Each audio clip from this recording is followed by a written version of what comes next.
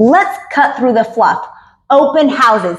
Here's the unspoken truth. They're often more beneficial for realtors than for sellers. Why? Exposure. Open houses are a magnet for neighbors curious about the market and for buyers who haven't yet committed to an agent. It's a networking gold mine for realtors. Think about it. How often do open houses directly lead to a sale? Not as often as you'd think.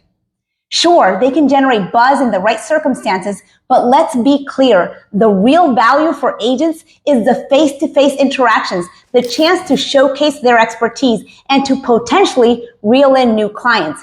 And for sellers insisting on an open house, pause and reconsider. Is it the most effective strategy for your specific situation? Or are you just following outdated advice? Think strategy, not just tradition. Go for what works, what really gets your home sold, and not just what's always been told.